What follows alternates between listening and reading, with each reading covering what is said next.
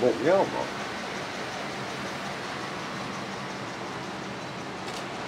En, två, tre. Där. Ja, men du får bilder av Lulle. Nu, Där. Där vänder de. Fick du med dem, Lulle? Nu vänder nu. Nu är de på väg ut. Nu kommer de hitåt. Där borta. Men nu kommer en båt här. Och nu kommer han skrämma iväg dem. Fan, det måste vara 6-7 stycken. Jävla häftiga.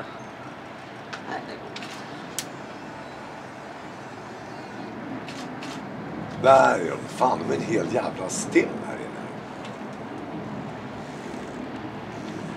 Ja, för nu dyker de inte upp när båten kom. Nej. Och han kör ju precis över allihopa. Vad är det då? Han duschar tror jag. Ja. Åh, vad söt. Där simmar de igen. Ja.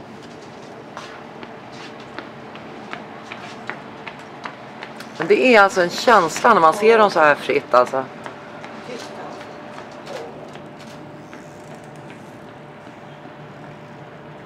Vad har vi dem nu då?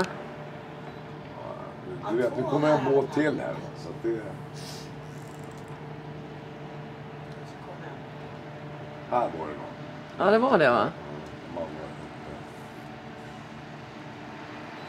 Där ute gick den.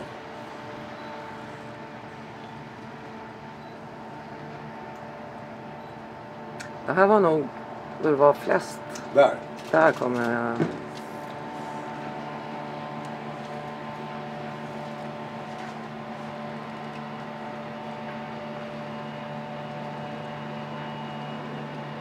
Där borta var Mm. det. Här inne.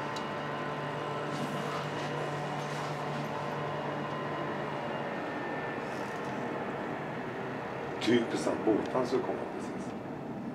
Där gick den upp igen. Där ute, ja. Mm. En till.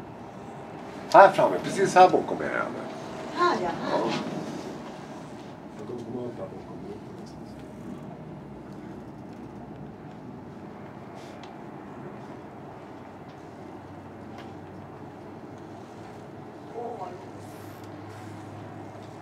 Där! Precis bakom. Där, lite snett. Och vad är det? Fram. Den blåa. Ja, framför palmen. Där, där. Men du, de har säkert en 6-7 stycken. Går de ut där nu? Är det de man Ja. ser? Under vattnet? Ja, kan man. Där gick de.